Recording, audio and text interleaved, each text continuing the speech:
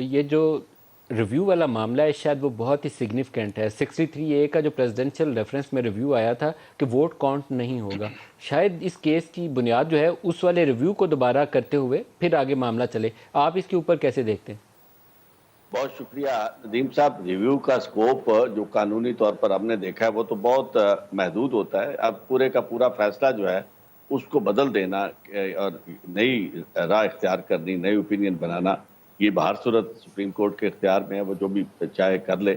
لیکن مجھے یہ نظر آتا ہے کہ اس معاملے میں یہ تو واقعی آپ کی بات کافی حد تک وزنی ہے کہ اس طرح کا فیصلہ، کیونکہ جو آئین میں لکھا ہوا ہے وہ تو یہی لکھا ہوا ہے کہ جی آپ وہ اگر ووٹ کاسٹ کرتے ہیں تو اس کے بعد اس کے کانسیکوینسز ہے، یعنی ڈیفیکشن کلاز کے کانسیکوینسز ڈیفیکٹ کرنے کے بعد ہوتے ہیں۔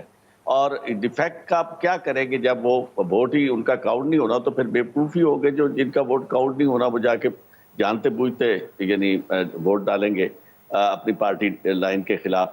تو اس لیے میں سمجھتا ہوں کہ یہ وہ بات ہونی تو چاہیے، لیکن اس وقت جو معاملہ ہے اب تک تو کیونکہ وہ فیصلہ آ چکا ہے، اور فیصلہ آنے کے بعد یہ صورتحال جو ہے یہ آئینی طور پر اس طرح کی سچویشن ہے کہ ایک طرف پارٹی کے وہ لوگ موجود ہیں، یعنی اگر اس کو مان بھی لیا جائے تو اس لحاظ سے بھی ووٹ جو ہیں، یعنی اگر وہ فیصلہ کہا جائے کہ درست نہیں ہے، تب بھی جو ووٹ ہیں وہ تو ان کے کاسٹ یعنی ہو چکے ہیں، پھر ڈسکاؤنٹ تو نہیں ہوں گے۔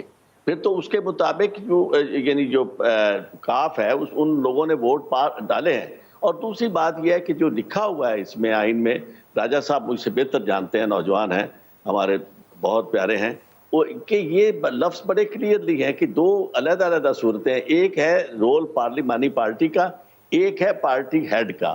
جہاں تک یہ معاملہ ہے کہ ووٹ کسے دینا ہے کسے نہیں دینا ہے، اندر فیصلہ جو کرنا ہے یہ پارلیمانی پارٹی فیصلہ کرتی ہے۔ اور یہ کیس اس لحاظ سے منفرد ہے کہ اس میں جہاں تک کاف کا تعلق ہے، وہ پہلے یہ الیکشن جو پہلا الیکشن نہیں تھا، یہ پہلا الیکشن جو چیف منسٹر کا ہے یہ اس کی سیکنڈ پولنگ تھی، یعنی رن آف الیکشن تھا۔ اس میں جو کینڈیڈیٹ ہے وہ بدل نہیں سکتے تھے۔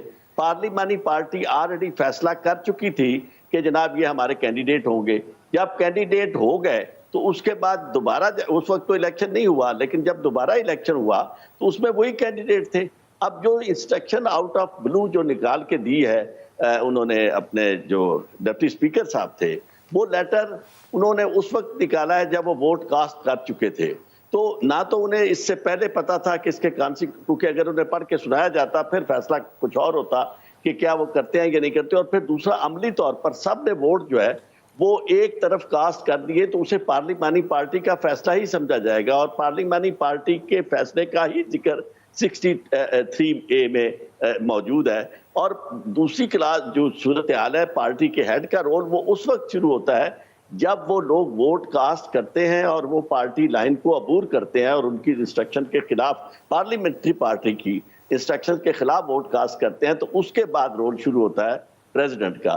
اس میں نہیں سمجھتا کہ اس وقت کوئی بہام ہے، یہ فیصلہ انہیں کرنا چاہیے۔ اور جہاں نے یہ کہا کہ یہ پہلی دفعہ ہوا، یہ کوئی قابل ستائش بات نہیں ہے، چاہے پی ٹی آئی ہو یا گورنمنٹ، موجودہ گورنمنٹ ہو۔